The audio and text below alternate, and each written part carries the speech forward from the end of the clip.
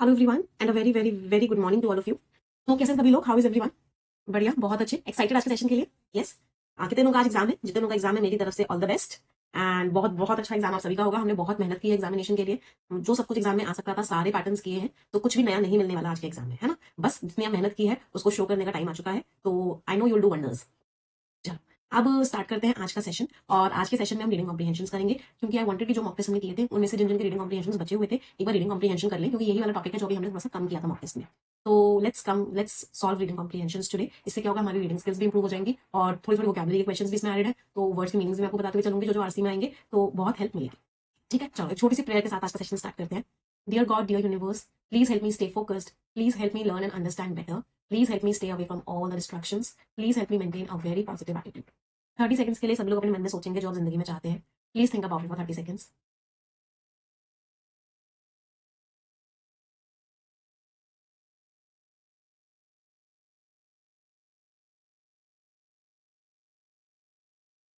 Repeat this line with me. Dear God, dear universe, please help each and every one of us get what we want in life. चलिए start करें, let's get started. So this is the first reading comprehension on your screen. सभी को दिख रहा है? कल भी आपके एग्जाम में, आज जिन एग्जाम में ऐसे ही रीडिंग कॉम्प्रिहेंशन आएंगे। तो सबसे पहले तो लॉन्ग आरसी है। तो जब भी हमको लॉन्ग आरसी दिया होता है, सबसे पहला स्टेप क्या होता है? सबसे पहले हम क्वेश्चंस को पढ़ते हैं। तो वही हमने किया, हमने क्वेश्चंस को पढ़ना स्टार्ट किया। अब जब हम क्वेश्चंस को पढ़ रहे हैं, जहां जहां हमें वोकैब का क्वेश्चन मिल रहा है, जहां जहां हमें फिलर का क्वेश्चन मिल रहा है, सबसे पहले हम क्वेश्चंस को करते हैं। चलो, पहला क्वेश्चन सभी को स्क्रीन पे दिख रहा है? Is the first question visible to everyone? चलो, अब इस क्वेश्चन को पढ़ो, कोशिश करो आंसर देने की कि यहाँ पे कौन सा वर्ड आ सकता है। आपके पास 30 सेकंड्स का टाइम है। Right out everyone.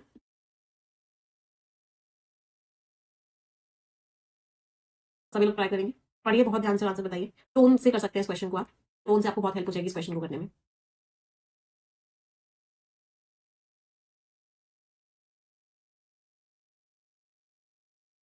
चलिए देखते हैं इस क्वेश्चन में कौन सा वर्ड आएगा। दो मिशंस जो इंडियन स्पेस रिसर्च ऑर्गेनाइजेशन ने लॉन्च किए 5 महीनों में, जब से उसकी सक्सेस हुई है, ये मिशन दोनों ही साइंटिफिक थे। एक तो आदित्य L1 था सन को स्टडी करने के लिए, और एक एक्सपोसैट था पोलराइज्ड एक्सरेज को स्टडी करने के लिए। जो एक्सरेज क्या है? जो फैली है, जो उस पूरे पूरे एरिया में क्या हुई है? फैली हुई है। चलो, तो पहला वर्ड क्या लिखा हुआ है यहाँ पे? डिफ्लेटेड। डिफ्लेटेड का तो मतलब क्या होता है? दो वर्ड होते हैं, एक होता है इन्फ्लेट और एक होता है डिफ्लेट। इन्फ्लेट मींस किसी के अंदर हवा भर देना, डिफ्लेट मींस किसी के अंदर से हवा खत्म कर देना। तो डिफ्लेट तो नहीं हो सकता। चलो, एमिटेड, जो उस फिनोमेना में एक्सरेज एमिटेड है। एमिटेड का मीनिंग क्या है? किसी के द्वारा रिलीज की गई है, इसका मतलब फैलाई गई है। चलो, एमिटेड हो सकता है। डिप्राइव, डिप्राइव का मीनिंग क्या होता है? किसी चीज की कमी जो है। He is deprived of it, इसका मतलब क्या है? उसे उस चीज की कमी है। तो डिप्राइव का भी सेंस नहीं हो सकता। तो answer is what? Option number C, only B. तो वो एक्सरेज जो एमिटेड है, जो फैली हुई है, उस पूरे के पूरे फेनोमेनन में, उनको स्टडी किया जाएगा। कोई परेशानी किसी को भी? लिख दो मीनिंग्स। डिफ्लेट का मीनिंग क्या लिखेंगे? एम्प्टीड द एयर, किसी चीज से क्या कर दिया गया है? हवा निकाल दी गई है, एम्प्टी कर दी गई है। एमिटेड का मीनिंग क्या हो गया? स्प्रेड हो गया। डिप्राइव्ड है कोई चीज, मतलब उसके अंदर उस चीज की कमी है, लैक ऑफ समथिंग। चलो, अगला कीवर्ड्स देख लो। एक्सपोज स्टार्ट का प्राइमरी फोकस करना है। चलो, एमिटेड क्या फ्रॉम तब आता है जब आगे दे रखा हो उस चीज से निकला हुआ है। For example, emitted from the sun, आगे दे ही नहीं रखा किस चीज से निकला। आप लोग क्यों प्रीपोजिशन में गलती करते हो? मैं आपको बताता हूँ क्या गलती करते हो। आप लोगों ने इसे रट लेते हो। जैसे आप लोगों ने रट लिया कि प्रेफर के आगे टू आता है ना? तो आपने देखा कि प्रेफर के आगे तो टू आता है। मैंने सेंटेंस लिखा, आई prefer T in the morning because, और ऐसे करके मैंने पूरा सेंटेंस बनाया। आपने क्या रटा हुआ था कि प्रेफर के आगे तो टू आता है, तो आप क्या बोलोगे कि मैम ये इन गलत है, यहाँ पे टू कर दो। प्रेफर के आगे टू आएगा, बिल्कुल आएगा, लेकिन उसके आगे उसका नाउन भी तो होना चाहिए कि मैं टी को किस चीज के ऊपर प्रेफर करती हूँ। हाँ, अगर यहाँ पे कॉफी लिखा होता तो टू डेफिनेटली आता कि I prefer tea to coffee. तो हमेशा प्रेपोजिशन तब आता है किसी का जब उसका ऑब्जेक्ट आगे होता है। तो एमिटेड के आगे फ्रॉम तब आता है जब लिखा होता है किस चीज से एमिट हो रही है वो लाइट। तो प्रेपोजिशन रटने से काम नहीं चलता। प्रेपोजिशन हमेशा अपने ऑब्जेक्ट के साथ ही आएगा। अगर वो ऑब्जेक्ट नहीं है तो प्रेपोजिशन भी नहीं है। क्या बात समझ में आई सभी को? एवरीवन? चलो, अगला क्वेश्चन। कीवर्ड्स मार्क कीजिए।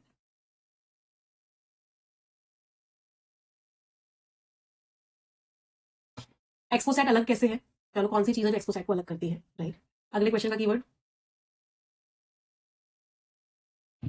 फोर्थ स्टेज की इंपॉर्टेंस क्या है? नेक्स्ट, इन दोनों मिशन के बीच में बैलेंस के बारे में पैसेज क्या सजेस्ट करता है? नेक्स्ट, ये मिशन क्या रिप्रेजेंट करता है? चलो, इस क्वेश्चन का आंसर बता दो। वो क्या वाले क्वेश्चंस वहीं के वहीं आंसर देने हैं आपको। स्क्यू, साइंस टेक्नोलॉजी का जो स्क्यू है, स्क्यू का मीनिंग क्या होता है? ये वर्ड में बहुत बार पढ़ा है। ये जो डेटा है ये स्क्यूड है। इसका मतलब क्या है? एक तरफा है। तो जो साइंस और टेक्नोलॉजी का स्क्यू है, इसका मतलब क्या है कि चीजें ये जो एक तरफा है, मतलब चीजों में क्या है? पार्शियलिटी है, बायस्ड है। चलो, कोर्स वर्ड का मीनिंग क्या होता है? खड़खड़ा होता है ना, रफ चीज जो होती है उसको क्या बोलते हैं? उसको बोलते हैं coarse, something which is rough. Biased means skew, means one sided होना। Quality of being one sided, ये वन साइडेड एडजेक्टिव है, इसका नाउन फॉर्म। फिलिप, एनकरेजमेंट, किसी चीज को आपने मोटिवेशन दिया, एनकरेजमेंट दिया, तो आपने क्या दिया? फिलिप दिया। तो answer is what? Only B. चलो अब आ जाते हैं स्किमिंग पे। सभी लोगों को स्किमिंग करनी है ना? पहले आप स्किम करेंगे फिर मैं समझाऊंगी, पहले आप लोग स्किम करेंगे। 30 सेकंड्स का टाइम है, स्किम इट एवरीवन। और मुझे मेन आइडिया बताएंगे, क्या है main idea? Everyone tell me the main idea.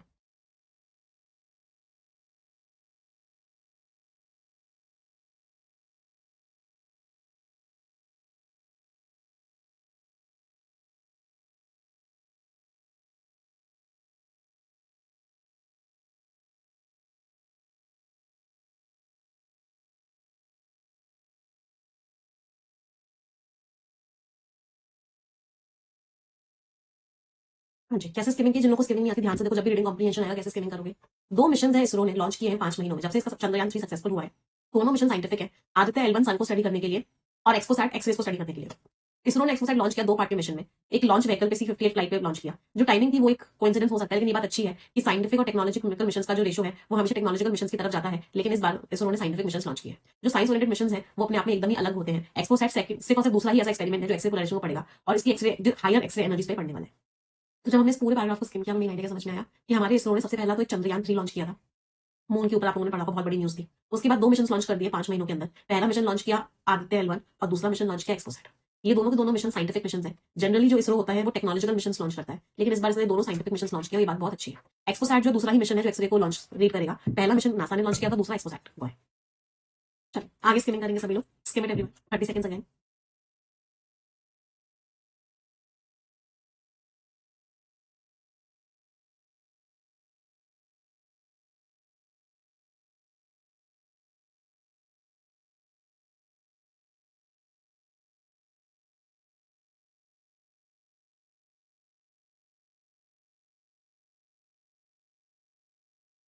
कर ली स्किमिंग सभी ने? चलो क्या लिखा हुआ है? दूसरा नासा का ये वाला एक्सप्लोरर है। इसका जो पेलोड है जिसको रमन इंस्टीट्यूट ने किया, ये एक्सरेज को ट्रैक करेगा।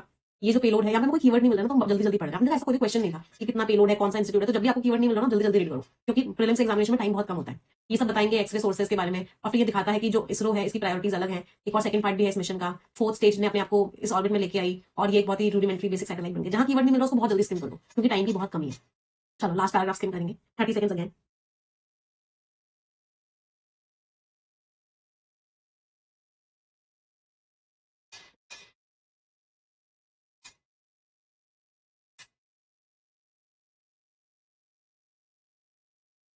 आगे 10 पेलोड उसने कैरी किया। ये रेडियो पेलोड है, इसके द्वारा दिए गए हैं। LBS के द्वारा कुछ दिया गया है। फिर ये एक रेडिएशन शील्ड है, ये सारी चीजें हैं। ये इसरो के सेंटर से आई हैं। तीसरी बार है कि इसरो ने इस तरीके से ऑपरेट किया है। ये जो मिशन है, ये सारे लोगों की चीजों, सब लोगों की बहुत उम्मीदें हैं इस मिशन पे। ये एक इसरो का एक पूरा का पूरा क्या है, डिमांड्स को बताता है। इसरो एक ऐसे टाइम में चल रहा है जहाँ पे हमें एक लूनर स्टेशन तो बनाना ही पड़ेगा, टेक्नोलॉजिकल कैपेबिलिटीज को भी इस्तेमाल करना पड़ेगा हर किसी की नॉलेज से।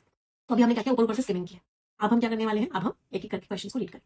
तो फर्स्ट हमने कर लिया है। जो बच्चे कह रहे हैं मैम व्हाट अबाउट 2024 एस्पिरेंट्स, बेटा 2024 एस्पिरेंट्स के लिए ही अब नया बैच स्टार्ट हो रहा है मंडे से, क्योंकि एसबीआई क्लर्क का एग्जामिनेशन था, इसलिए अभी मेरा पूरा फोकस एसबीआई क्लर्क पे था। अब हम मंडे से सारी चीजों को स्टार्ट करेंगे फिर से, डोंट वरी। चलो फर्स्ट क्वेश्चन बताओ, एक्सपोसैट का मिशन क्या है? आराम से बता दोगे, सबका सही निकलना चाहिए। एक्सपोसैट का मिशन क्या है? बाहर कौन कौन सी जिंदगियां हैं, एक्स्ट्रा टेरेस्ट्रियल लाइफ फॉर्म्स, कहा बाहर कौन कौन सी जिंदगियां हैं? नहीं। स्पेस के जो डेब्रिस है, मलबा जो है स्पेस का, उसको स्टडी करना? नहीं। हाँ, एक्सरेज को स्टडी करना है, बिल्कुल सही बात है। बहुत ही बढ़िया प्रोपल्शन सिस्टम बनाना। प्रोपल्शन सिस्टम का मतलब क्या होता है कि रॉकेट्स को जो आगे रॉकेट्स को स्पीड से स्पेस में डाल सके? नहीं। एटमॉस्फेरिक कंडीशंस बनाना? नहीं। तो आंसर इज व्हाट? सी। समझ में आया कि पैसेज को हमने बहुत गहराइयों में रीड नहीं किया। हमने पैसेज को बहुत अच्छे से नहीं पढ़ा, क्योंकि हमारे पास टाइम ही नहीं था उतना। हमारे पास सिर्फ 5 मिनट थे रीडिंग कॉम्प्रिहेंशन करने के लिए, फिर भी हम क्वेश्चन का आंसर दे पा रहे हैं। क्यों? क्योंकि क्वेश्चन का आंसर प्रीलिम्स के सिर्फ और सिर्फ स्किमिंग से हो जाता है आसानी से। मेंस में नहीं होगा, मेंस में रीडिंग करनी पड़ेगी, लेकिन प्रीलिम्स में स्किमिंग से काम चल जाता है। चलो अगला क्वेश्चन। एक्सपोसैट जो है नासा से कैसे अलग है? एक्सपोसैट जो है नासा वाले से कैसे अलग है? बता दोगे आंसर? स्किमिंग कर ली थी इस वाली पार्ट की। फर्स्ट था क्या? नहीं, दूसरा था, तो ये तो गलत हो गया। सेकंड था, ये बहुत ही नया पर्सपेक्टिव लेके आ रहा है, चलो सही लग रहा है, टिक लगाया। लोअर एक्सरे एनर्जीज की नहीं, हायर एक्सरे एनर्जीज पे काम कर रहा था, तो ये भी गलत हो गया। एक्सक्लूसिव एक्सपेरिमेंट था जो एक्सेस को ट्रैक कर रहा था 8 to 30। अब तो जब भी कोई नंबर मिले ना, नंबर को ढूंढना बड़ा आसान होता है। तो पहले देखो ये 8 to 30 वाली रेंज में काम कर रहा था क्या? 8 to 30 कहीं कीवर्ड मिला था क्या? अगर कहीं 8 to 30 कीवर्ड मिला होगा तो हो सकता है सही हो। इसमें तो 8 to 30 कहीं नहीं लिखा हुआ। इसमें लिखा हुआ है, इधर लिखा हुआ है कि ये जो है एक्सरेज को ट्रैक करेगा 8 to 30 किलो इलेक्ट्रॉन वोल्ट की रेंज में, और एमिशंस को ऑब्जर्व करेगा 50 सोर्सेज में 15 5 ईयर्स में। क्वेश्चन में क्या लिखा हुआ है? चलो क्वेश्चन में देखते हैं क्या लिखा हुआ है। ये एकदम एक्सक्लूसिव एक्सपेरिमेंट है। ये एक्सरेज को ट्रैक करेगा 8 to 30 किलो इलेक्ट्रॉन वोल्ट की एनर्जी रेंज में।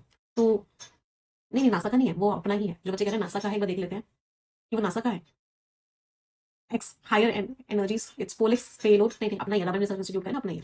लेकिन इसमें दिक्कत क्या हुई, दिक्कत इसमें ये हुई, नहीं एक सेकंड, नहीं ये नासा का है, हाँ नहीं सही बात है, पोलिक्स वाला नासा का है, अपना वाला तो एक्सपेक्ट है, अपना वाला 8.8 से 15 केईवी की रेंज में पड़ेगा। This one is for NASA and this one is hours, तो ये भी गलत हो गया। वैसे हमें आंसर मिल चुका है, बट उन लोगों के लिए बता रही हूँ जिन लोगों को ने डी ई आंसर मार्क किया था। ई में क्या लिखा हुआ है कि एक्सक्लूसिवली एमिशंस को स्टडी करेगा पल्सर से, ऐसा तो कहीं नहीं लिखा हुआ कि सिर्फ इनसे ही, सिर्फ इन्हीं के एमिशंस को स्टडी करेगा, नहीं तो सारे एक्सरेज को स्टडी करेगा उस पूरे के पूरे एरिया फेनोमेनन में, तो ये भी गलत हो गया। तो आंसर इज व्हाट, बी। चलो अगले पर आते हैं। जो पीएसएलवी है उसकी फोर्थ स्टेज का क्या सिग्निफिकेंस है, तो अभी हमने पढ़ा था पीएसएलवी की फोर्थ स्टेज, तो उसका क्या सिग्निफिकेंस था देखते हैं, कहां कीवर्ड मिला था हमें फोर्थ स्टेज का, ये रहा, इसको पढ़ लो अच्छे से, इस वाले पार्ट को रीड एवरीवन वेरी केयरफुली, जहां कीवर्ड मिला था उस लाइन को अच्छे से पढ़ लो। ये सोलर पैनल्स को अनफोल्ड करेगा, एक बहुत ही बेसिक सैटेलाइट बन जाएगी। चलो अब आंसर देते हैं, बताओ क्या आंसर होगा। ये एक बहुत ही एक्सपेरिमेंटल सैटेलाइट बन जाएगी, एक्सपेरिमेंटल का मतलब कि रूडिमेंट्री, और एक टेस्ट बेड बन जाएगा बहुत सारे पेलोड्स के लिए, सेम टू सेम लिखा हुआ था। एडवांस तो नहीं बनेगी, एडवांस नहीं, रूडिमेंट्री, रूडिमेंट्री का मीनिंग क्या होता है, बहुत ही बेसिक, बहुत ही एक्सपेरिमेंटल। सोलर रेडिएशन का इम्पैक्ट पड़ेगा, ऐसा भी कहीं नहीं लिखा हुआ है। एटमॉस्फेयर कंडीशंस को चेक करेगा, ये भी कहीं नहीं लिखा हुआ है। प्रोपल्शन यूनिट बनेगी, नहीं, क्या बनेगी, एक एक्सपेरिमेंटल सैटेलाइट बन जाएगी और एक टेस्ट बेड बन जाएगा, राइट। चलो आगे, साइंटिफिक और टेक्नोलॉजिकल मिशन में इसरो के बैलेंस कैसा है बताओ।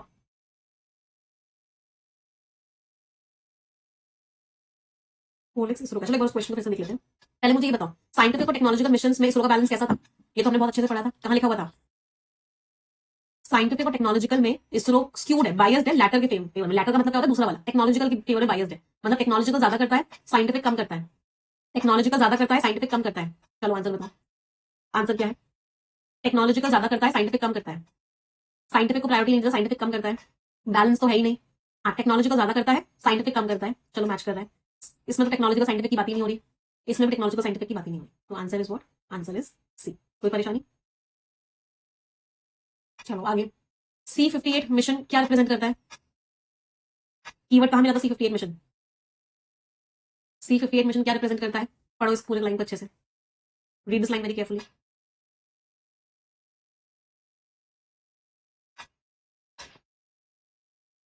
चलिए, C58 मिशन एक बहुत ही केयरफुली प्लान साइंटिफिक मिशन है। ब्लैक होल्स की mystery, black holes out of context हो गया, कोलैबोरेशन हुआ इसरो और नासा का, ऐसा तो कहीं नहीं मेंशन है। प्राइवेट सेक्टर का बहुत इंपॉर्टेंस है, सबका इंपॉर्टेंस है, सबका कंट्रीब्यूशन है, प्राइवेट का भी है, पब्लिक का भी है, गवर्नमेंट का भी, सबका भी है, तो ये भी गलत हो गया। एक complete focus, exclusive focus satellite की टेक्नोलॉजीज पे नहीं। C58 मिशन क्या दिखाता है कि सब लोगों ने मिलजुल के काम किया है। Answer is what, right answer is option number ई। मुझे बताओ क्या रीडिंग कॉम्प्रिहेंशन सॉल्व करना आया, कल के पेपर में कैसे करोगे सॉल्व एवरीवन। अभी बच्चे का डाउट था, एक बार देख लेते हैं कि पोलिक्स किसका, एक्चुअली ऑथर ने बहुत क्लियरली बताया नहीं है। एक्सपोसैट जो है सेकंड स्पेस बेस्ड एक्सपेरिमेंट है, और वो नासा के पोलैरिमीटर एक्सप्लोरर से ज्यादा करता है, उसका जो पोलिक्स पेलोड है वो इसमें रिंग करेगा। पोलिक्स इसरो का ही है, राइट। क्यों, क्योंकि यहाँ पे सब्जेक्ट एक्सपोसैट, अगर हम ग्रामर के हिसाब से चले तो सब्जेक्ट इज व्हाट, एक्सपोसैट, तो ऑथर ने एक्सपोसैट के बारे में बात की है, तो यहाँ पे भी इट्स जो होगा उसका नाउन एक्सपोसैट ही होगा, यहाँ भी इसको तो कंपैरिजन के लिए यूज किया गया था,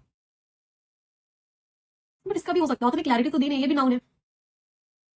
ये पता सेंटेंस कैसा है, ये सेंटेंस ऐसा है, मैंने बोला Ram is better than Shyam, full stop his parents, और फिर आगे लिखो। अभी हिज क्लियर नहीं है कि श्याम के लिए यूज किया गया है, राम के लिए यूज किया गया है, क्योंकि ये एडजेक्टिव, इसका नाम कोई भी हो सकता है, ये भी हो सकता है, ये भी हो सकता है। अब इसके लिए तो जीके की जरूरत पड़ जाएगी।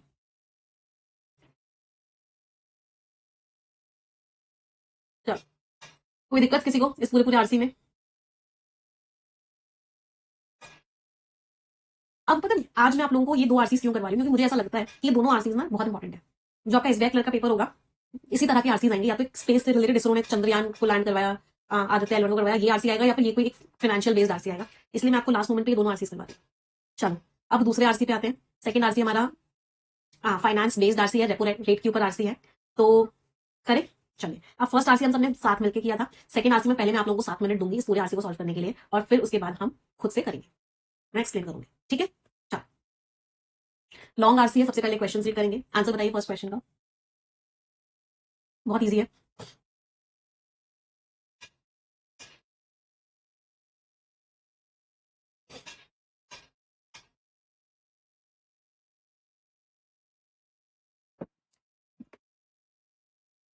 जो मॉनेटरी पॉलिसी कमेटी का डिसीजन है कि वो इंटरेस्ट रेट्स को होल्ड करेगी, बढ़ाएगी नहीं, जीडीपी ग्रोथ को बढ़ा दिया है और बोला है कि महंगाई होगी, ये जो है भला पड़ा है। इस सरमाइज का मीनिंग तो गैस करना होता है, ये वर्ब होती है, यहाँ पे तो एडजेक्टिव आएगा।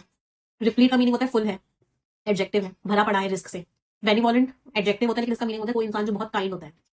इसमें रूट वर्ड क्या है? बेनी। बेनी रूट वर्ड का मीनिंग क्या होता है? गुड। अच्छा, तो आंसर इज ओनली। मुझे अपने स्कोर्स भी बताते हुए चलना। अगला क्वेश्चन, कीवर्ड मत कर लो। Mark the keyword everyone, write it down. Next question, पढ़ लो क्वेश्चन को अच्छे से, कीवर्ड लिख लो।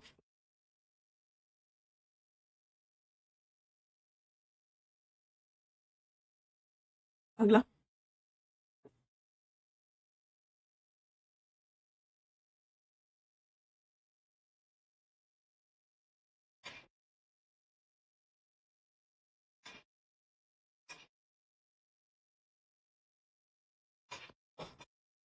Next,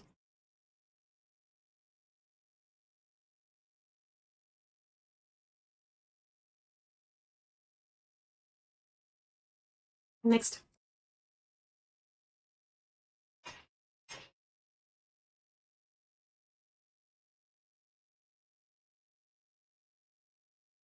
next. इस क्वेश्चन का आंसर यहीं के यहीं दे दो।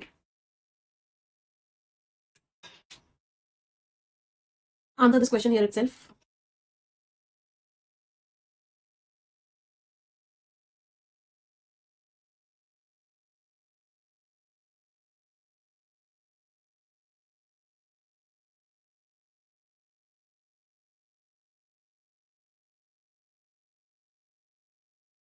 चल, आ जाते हैं अब हम स्किमिंग पे। मैं लास्ट में एक्सप्लेन करूंगी, अभी आपको पूरा खुद से करना है। 30 second for skimming this paragraph. सभी के पास 30 सेकंड इस पैराग्राफ को स्किम करने के लिए।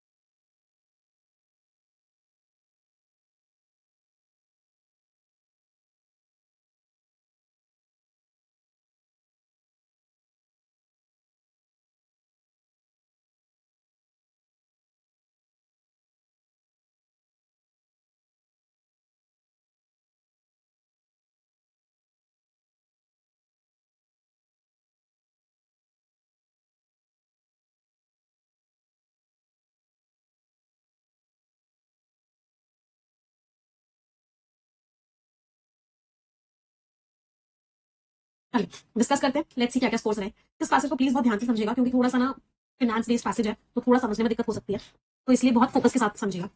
चल देखते हैं। जिन लोगों को स्किमिंग करनी नहीं आती ध्यान से देखना स्किमिंग हम कैसे करते हैं। स्किमिंग का मतलब होता है ऊपर ऊपर से पढ़ना, जो जो वर्ड पे नजर जा रही है उस वर्ड को पढ़ के मीनिंग को समझने की कोशिश करना, उसको बोलते हैं स्किमिंग। कहीं कोई डेटा दिया होता है, कहीं कोई बहुत सारे लोगों के एक साथ नाम दिए होते हैं, किसी कमेटी का नाम दिया होता है, वो सबको स्किप करते जाते हैं, वो सबको नहीं पढ़ते। देखो कैसे करते हैं स्किमिंग, ध्यान से देखना। मॉनेटरी पॉलिसी का डिसीजन था कि वो रेपो रेट को कांस्टेंट रखेगी, जीडीपी उसने बढ़ा दिया है और बताया है कि भाई महंगाई में वॉलेटिलिटी, महंगाई चेंज होती रहेगी, ये भरा भरा हुआ है रिस्क के साथ। जो पॉलिसी मेकर्स हैं वो एक्सपेक्टेशन इन महंगाई को कंट्रोल नहीं कर पा रहे। बहुत सारी फूड प्राइसेस में अनसर्टेनिटी है, इससे क्या हो रहा है महंगाई बढ़ गई है और बार बार जो महंगाई बढ़ रही है ये डिसइंफ्लेशन को रोक रही है। एमपीसी ने क्या किया है, रेपो रेट को भी चेंज नहीं किया 5वें महीने। इन्फ्लेशन जो है कम हुआ था जब से एमपीसी जो पिछले अक्टूबर में मिली थी, हेडलाइन रीडिंग कम हो गई थी 2%, मतलब डेटा दिया हुआ है। इसका इस पूरे पैराग्राफ को स्किम करने के बाद सिर्फ एक मेन आइडिया समझना था, और मेन आइडिया क्या था कि मॉनेटरी पॉलिसी कमेटी ने रेपो रेट को चेंज नहीं किया। सिर्फ एक मेन आइडिया ये समझना था कि इन्होंने इसको होल्ड किया। होल्ड का मतलब क्या होता है, होल्ड का मतलब होता है चेंज नहीं करना। जो लोग बिल्कुल नए हैं उनके लिए रेपो रेट का मीनिंग क्या होता है बेटा, रेपो रेट का मतलब होता है वो रेट जिस रेट पर आरबीआई बाकी बैंक्स को लोन देता है। तो आरबीआई जिस रेट पे बाकी बैंक्स को पैसा दे रहा है उस रेट ऑफ इंटरेस्ट को क्या बोलते हैं, उस रेट ऑफ इंटरेस्ट को रेपो रेट बोलते हैं। अब रेपो रेट को बढ़ाने से क्या होता है, अगर आरबीआई रेपो रेट को बढ़ा देता है, आरबीआई ने अगर रेपो रेट को बढ़ा दिया तो क्या हुआ, बैंक्स को पैसा महंगा मिला। बैंक्स को पैसा महंगा मिला तो आगे पब्लिक को भी पैसा महंगा मिलेगा। अब पब्लिक को अगर पैसा महंगा मिल रहा है तो इसका मतलब क्या है, पब्लिक के पास पैसे की कमी हो गई। पब्लिक के पास अगर पैसे की कमी हो गई इसका मतलब क्या है, इसका मतलब है इकोनॉमी में फ्लो ऑफ मनी कम हो गया।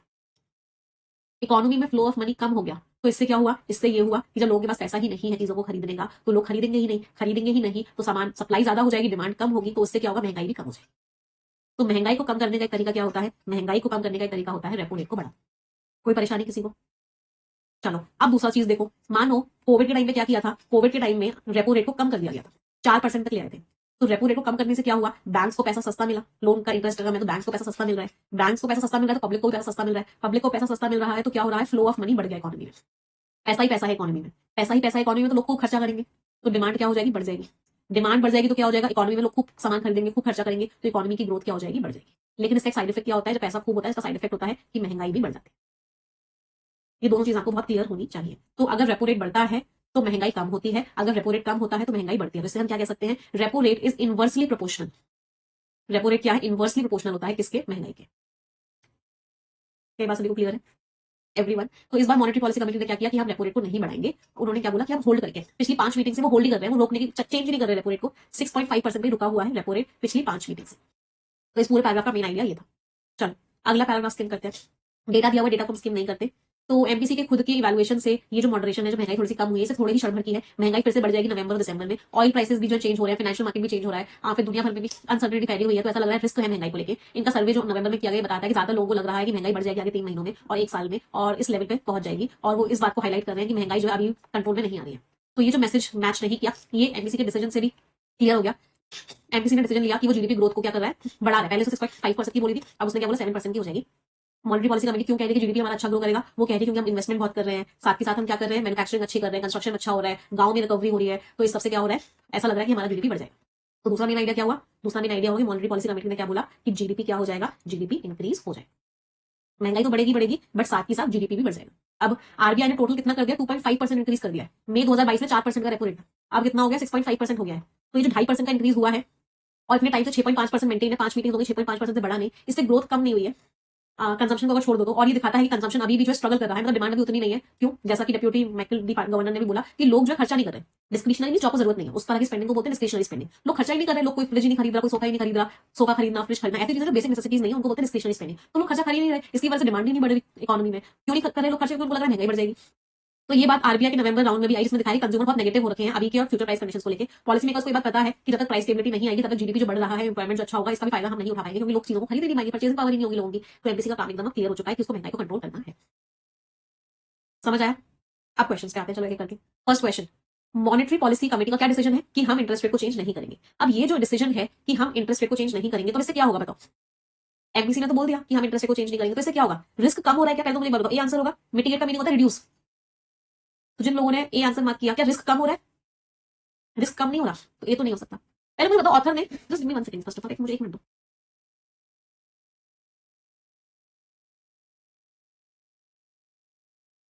अच्छा, आरती के क्वेश्चंस को करने में ना टोन बहुत हेल्प करती है। हाँ, तो पहले मुझे बताओ ऑथर मॉनेटरी पॉलिसी कमेटी के डिसीजन को लेकर खुश है ना खुश है। एमपीसी ने जो रेपो रेट को चेंज नहीं किया, ऑथर ने टोन पॉजिटिव रखी है नेगेटिव रखी है, मुझे टोन बताओ। देखो टोन टोन कैसी थी, ऑथर खुश था ना खुश थे। रिस्क जो है कि ये लोग पीछे रह जाएंगे, ये भरा पड़ा है रिस्क, यहाँ पे फुल वर्ड लिखा था भरा पड़ा है, रिस्क बड़ा भरा हुआ है, तो ऑथर हैप्पी तो नहीं है, ऑथर इज नॉट हैप्पी। तो टोन कैसी होगी, क्या सभी को क्लियर है, टोन नेगेटिव होगी। चलो रिस्क कम कर दिया, टोन पॉजिटिव है। कॉम्प्रीहेंसिव अप्रोच है, कंप्लीट अप्रोच है, बढ़िया अप्रोच निकाली है इन्फ्लेशन को मैनेज करने की, फिर से पॉजिटिव टोन है। बहुत ही नपातुला रिस्पॉन्स है, बहुत ही ये लोग एकदम तैयार है, बहुत ही नपातुला रिस्पॉन्स है, एकदम तैयार है, फिर से पॉजिटिव टोन है। कोई भी नहीं बता रहा, न्यूट्रल टोन है। इस क्वेश्चन को सिर्फ टोन से कर सकते थे आप, इसकी वजह से महंगाई और ज्यादा बढ़ जाएगी। ये दिखा रहा है कि ये लोग क्या कर रहे हैं, इकोनॉमिक रिस्क को एड्रेस करने में पोटेंशियल ओवरसाइट। ओवरसाइट का मतलब क्या होता है कि इसके ऊपर ध्यान रखना चाहिए था इन लोगों को, लेकिन ये लोग ध्यान नहीं रख रहे हैं। इसकी वजह से क्या होगा, महंगाई बढ़ जाएगी। मतलब इन्होंने क्या किया, एक तरह से ओवरसाइट, ओवरसाइट मींस नजर रखनी चाहिए थी, नजर रखी नहीं, मींस ओवरसाइट कर दिया, मतलब एक तरीके से गलती कर दी, मिस्टेक कर दी, सिर्फ इसी की टोन नेगेटिव थी। तो ये क्वेश्चन सिर्फ और सिर्फ टोन की हेल्प से हो सकता था। कोई परेशानी किसी को भी, एनीवन एनी प्रॉब्लम। चलो अगला क्वेश्चन देखते हैं। किस चीज की वजह से एमपीसी ने रेपो रेट चेंज नहीं किया, चलो बताओ। ऐसा कौन सा कारण हुआ कि मॉनेटरी पॉलिसी कमेटी की मीटिंग हुई और इन लोगों ने रेपो रेट चेंज नहीं किया। मॉनेटरी पॉलिसी कमेटी क्या कह रही है, हम क्यों चेंज करें रेपो रेट, सब कुछ तो बढ़िया हो रहा है। मॉनेटरी पॉलिसी कमेटी क्या कह रही है, हम क्यों चेंज करें रेपो रेट, सब कुछ तो बढ़िया हो रहा है, खूब इन्वेस्टमेंट आ रहा है, गांव में भी रिकवरी हो रही है, कंस्ट्रक्शन भी अच्छा हो रहा है, मैन्युफैक्चरिंग भी अच्छी हो रही है, ग्रोथ हो रही है, ग्रोथ हो रही है, तो रेपो रेट चेंज नहीं करेंगे, रेपो रेट चेंज करके ग्रोथ रुक जाएगी। यही तो बोला था उन्होंने, बताओ क्या आंसर होगा। इसको टोन से कर सकते थे। मॉनेटरी पॉलिसी कमेटी ने अच्छा सोचा होगा कि जो कदम उठा रही हूं अच्छा है, तभी उस कदम को उठाएंगे, तो टोन कैसी होगी, पॉजिटिव होगी। Unfavourable base effects negative tone होगी। अच्छा इन्वेस्टमेंट हो रहा है, गांव रिकवर कर रहे हैं, सब कुछ पॉजिटिव टोन है। अनसर्टेनिटी है, नेगेटिव टोन होगी। कंस्ट्रक्शन में बड़ा बीएमसी ऊपर की तरफ जा रहा है, इंक्रीज हो रहा है, मैन्युफैक्चरिंग इंक्रीज हो रहा है, टोन पॉजिटिव होगी। दोनों हो सकते हैं बी और डी, तो answer is what, option number ई। एक सेकंड, हमने कुछ गड़बड़ कर दी थी, कुछ तो गड़बड़ करी है, क्या गड़बड़ करी है। कौन कौन से फैक्टर्स हैं एमपीसी ने जिसकी वजह से बेंचमार्क इंटरेस्ट रेट को मेंटेन किया, हालांकि महंगाई में मॉडरेशन आ गया था, महंगाई कम हो गई थी अगस्त से लेकर अक्टूबर में, फिर भी एमपीसी ने बेंचमार्क मतलब इंटरेस्ट रेट को चेंज नहीं किया। कौन कौन से फैक्टर्स थे कि जिसकी वजह से उन्होंने मेंटेन किया, पढ़ लेते हैं एक बार ना, हाँ, क्योंकि हमने कुछ तो गड़बड़ करी है। उस वाले पैराग्राफ को रीड करते हैं, क्योंकि स्किमिंग से तो काम नहीं चला उस वाले पैराग्राफ में। हाँ, मॉनेटरी पॉलिसी ने रेपो रेट को चेंज नहीं किया, ये भरा पड़ा है रिस्क से, नोटेबली आफ्टर ऑब्जर्विंग, अच्छा क्लियरली दे रखा है, क्लियरली दे रखा है ये वाली लाइन, इस लाइन को रीड करना पड़ेगा कि इन्होंने ऑब्जर्व किया कि अनफेवरेबल बेस इफेक्ट्स की वजह से महंगाई जो है बढ़ रही है, और बार बार महंगाई बढ़ रही है, इसकी वजह से डिसइंफ्लेशन भी नहीं हो पा रहा है, तो इस वजह से इन्होंने रेपो रेट को चेंज नहीं किया। तो इस वजह से नोटेबली इस सब चीज को ऑब्जर्व करने के बाद इन्होंने ऑप्ट किया कि हम रेपो रेट को चेंज नहीं करेंगे, क्लियरली मेंशन था। ओके, तो आंसर क्या हो गया, अनफेवरेबल बेस इफेक्ट्स जिसकी वजह से एक्यूरेसी इंपैक्ट हो सकती है, ये तो नहीं। Global uncertainty and oil price volatility, दुनिया भर में अनसर्टेनिटी, ऑयल प्राइस बार बार चेंज हो रहा है, ये भी मेंशन था ना, दोनों चीजें मेंशन थी। अनसर्टेनिटी है फूड प्राइसेस में, अनफेवरेबल बेस इफेक्ट है, बार बार फूड प्राइस के शॉक्स आ रहे हैं, और इस सब की वजह से उन्होंने चेंज नहीं किया। नहीं, ऑयल के बारे में तो दे नहीं रखा ना, नहीं आगे दे रखा है, लेकिन उन्होंने खुद से कैलकुलेट किया मॉडरेशन थोड़े ही टाइम का, प्राइस गेन्स जो है फिर से बढ़ जाएंगे, मतलब महंगाई फिर से बढ़ जाएगी, और वोलेटिलिटी भी है ऑयल मार्केट्स में, फाइनेंशियल मार्केट्स में अनसर्टेनिटी भी है, तो और भी ज्यादा रिस्क है, इसलिए उन्होंने चेंज नहीं किया। There are added risk to the outlook on prices, तो रिस्क है। आरबीआई का सर्वे कहता है कि लोग महंगाई कर रहे हैं, नहीं नहीं, ये आंसर नहीं होगा। नहीं नहीं, this will not be answer, ये तो दिखा रहा है ये वाला पार्ट तो कि महंगाई और ज्यादा बढ़ जाएगी, तो महंगाई और ज्यादा बढ़ जाएगी, तो इसलिए तो रेपो रेट चेंज करना चाहिए था, this is not the answer. Answer सिर्फ कौन सा है, ये नहीं है, ये तो पॉजिटिव बायंसी कंस्ट्रक्शन, ये तो मैच ही नहीं कर रहा, आंसर वाज सिर्फ ओनली ए। तो एमपीसी ने बेंचमार्क इंटरेस्ट रेट क्यों मेंटेन किया, सिर्फ और सिर्फ इसलिए मेंटेन किया क्योंकि उनको लग रहा था कि ये जो महंगाई के जो फोरकास्ट है ये अनफेवरेबल बेस इफेक्ट्स की वजह से। अच्छा पहले मुझे बताओ, अनफेवरेबल बेस इफेक्ट का मतलब समझ में आता है सभी को। अनफेवरेबल बेस इफेक्ट का मतलब होता है, इसको ऐसे समझो, किसी के 10 नंबर आए थे मॉक टेस्ट 1 में, उसके 10 से 20 नंबर हो गए मॉक टेस्ट 2 में, तो कितना परसेंट का इंक्रीज हुआ, 100% का इंक्रीज हो गया। किसी के 20 नंबर आए थे मॉक टेस्ट में और 20 से 30 हो गए, तो कितने परसेंट का इंक्रीज हुआ, 50% का इंक्रीज हुआ।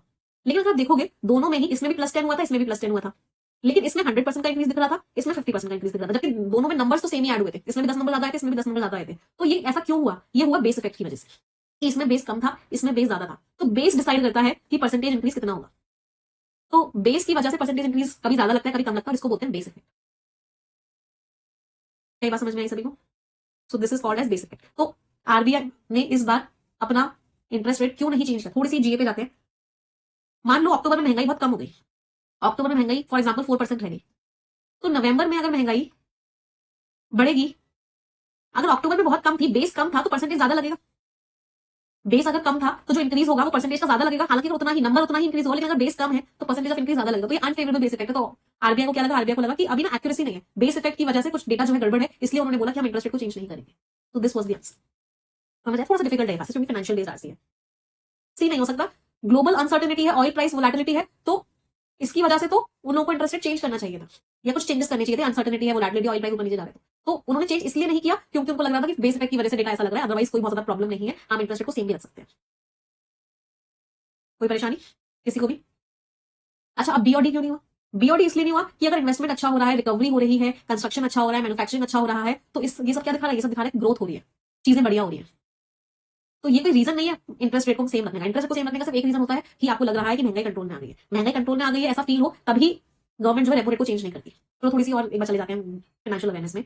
सरकार के पास ना 3 तरीके होते हैं, इसको समझ लेते तो ये क्वेश्चन और क्लियर हो जाएगा। पहला होता है कि अगर सरकार को लग रहा हो महंगाई बढ़ रही है, अगर सरकार को लग रहा हो महंगाई बढ़ रही है तो सरकार क्या करता है? जब भी लगे महंगाई बढ़ रही है, सरकार क्या करता है? रेपो रेट बढ़ा देता है, जिससे कि महंगाई को कम कर सके। जब भी सरकार को लग रहा हो ग्रोथ कम हो रही है, जब भी सरकार को लग रहा हो ग्रोथ कम हो रही है, तो सरकार क्या करती है? रेपो रेट को कम कर देती है, जिससे कि ग्रोथ बढ़ सके। जब सरकार को लग रहा हो कि इन्फ्लेशन ठीक ठाक है, ग्रोथ भी ठीक ठाक है, जब सरकार को लग रहा हो इन्फ्लेशन भी नॉर्मल है, ग्रोथ भी नॉर्मल है, दोनों चीजें मेंटेन है, किसी का भी कोई इंपैक्ट नहीं पड़ रहा, तो सरकार क्या करती है? आरबीआई क्या करती है? रेपो रेट को कांस्टेंट बना देती है। तो ये 3 तरीके से आरबीआई जो है काम करता है। चलो आगे बढ़े, अगला क्वेश्चन। इस सर्वे ने क्या बताया? पहले बताओ सर्वे हुआ इसने क्या बताया? घरों में क्या लग रहा था? कि महंगाई बढ़ने वाली है, लोगों को लग रहा था कि महंगाई बढ़ने वाली है। तो सर्वे हुआ, सर्वे में पता चला कि सब लोग को ये लग रहा है कि आगे महंगाई और बढ़ेगी। आंसर बताओ क्या होगा? महंगाई डिक्लाइन करेगी? नहीं। क्या महंगाई कंट्रोल्ड है? एंकर्ड का मीनिंग होता है कंट्रोल्ड। क्या महंगाई कंट्रोल्ड है? नहीं। क्या लोगों के अंदर कॉन्फिडेंस है? लोगों को अच्छा लग रहा है? नहीं, नेगेटिव है, लोगों को कह रहे हैं महंगाई और बढ़ेगी। इस क्वेश्चन को भी टोन से कर सकते थे, ये भी पॉजिटिव टोन थी, ये भी पॉजिटिव टोन थी, ये भी पॉजिटिव टोन थी। हाँ, लोगों को लग रहा है कि महंगाई और बढ़ेगी, लोग चिंतित हो रहे हैं, नेगेटिव टोन थी। इसमें तो न्यूट्रल टोन थी कि कोई रिलेशन ही नहीं है। तो answer was option number D. कोई परेशानी किसी को? थोड़ा सा डिफिकल्ट लग रहा होगा ये, क्योंकि इस तरह के पैसेज डिफिकल्ट लगते हैं, बट एक बार हैबिट हो जाए इस तरह के पैसेज को पढ़ने की, करने की, ये सारे कॉन्सेप्ट समझ में आ जाए, रेपो रेट का, इन्फ्लेशन का, महंगाई का, तो ये क्वेश्चन ईजी हो जाते हैं। चलो अगला, कौन सी बात है जो सेंट्रल बैंक मैसेज दे रहा है उससे कॉन्ट्राडिक्ट कर रही है? तो ऐसी कौन सी चीज है जो सेंट्रल बैंक के मैसेज से कॉन्ट्राडिक्ट कर रही है? चलो पहले मुझे बताओ सेंट्रल बैंक क्या मैसेज दे रहा है? सेंट्रल बैंक ने क्या मैसेज दिया? सेंट्रल बैंक ने मैसेज दिया, देख लेते हैं सेंट्रल बैंक ने क्या मैसेज दिया, फिर उस हिसाब से आंसर देंगे। सेंट्रल बैंक तो ये कह रहा था कि जीडीपी इंक्रीज होगा। जब हमने इस पैसेज को पढ़ा था तो सेंट्रल बैंक ने क्या बोला था? देखते हैं चलो। यहाँ तो महंगाई का था, हाँ, सेंट्रल बैंक ने मैसेज दिया था कि जीडीपी जो इंक्रीज हो जाएगा, 6.5 से 7% हो जाएगा जीडीपी। ये सब चीजें हो रही है तो जीडीपी क्या हो जाएगा? इंक्रीज हो जाएगा। सेंट्रल बैंक ने ऐसा मैसेज दिया था। तो ये बात जो मैच नहीं कर रही थी, लोगों को तो लग रहा था महंगाई और बढ़ेगी, प्रॉब्लम्स और होंगी, कोई फायदा नहीं होगा। चलो देखते हैं आंसर। हाँ, जीडीपी को देख के जो प्रोजेक्शन था, सेंट्रल बैंक कह रहा था कि ऑप्टिमिस्टिक एक्सपेक्टेशन है, ये बात मिसमैच हो रही थी। महंगाई को लेके demonstrating a positive trend in moderating, महंगाई कम हो जाएगी, सेंट्रल बैंक ने ऐसा तो कुछ भी नहीं बोला था। जो इंपैक्ट होगा रेपो रेट का वो बढ़ जाएगा, इंपैक्ट बढ़ जाएगा, ऐसा भी कहीं नहीं बोला गया था। जो सेंटिमेंट्स होंगे वो पॉजिटिव होंगे, नहीं पॉजिटिव तो थे ही नहीं, नेगेटिव थे। डिप्यूटी गवर्नर ने कंसर्न्स दिखाए, उन्होंने बताया कि हम कोऑर्डिनेशन नहीं कर पा रहे, चैलेंजेस आ रहे कोऑर्डिनेशन करने में। डिप्यूटी गवर्नर ने कंसर्न्स दिखाए थे क्या? क्या दिखाया था डिप्यूटी गवर्नर ने? क्या बोला था? उन्होंने बोला था कि लोग जो है खर्चा ज्यादा नहीं करते क्योंकि उनको लग रहा है महंगाई ज्यादा हो रही है। ये बोलता डिप्यूटी गवर्नर। कोऑर्डिनेशन की कोई प्रॉब्लम ही नहीं, कोऑर्डिनेशन को लेकर तो उन्होंने कुछ बोला ही नहीं था कि इकोनॉमिक पॉलिसी का कोऑर्डिनेशन नहीं हो रहा, तो ये भी नहीं हो सकता। Answer is what? Answer is, समझ आ रहा है सभी को? अगला, डिप्यूटी गवर्नर ने क्या बोला कि स्ट्रगल क्यों आ रहा है, लोग खर्चा क्यों नहीं कर रहे?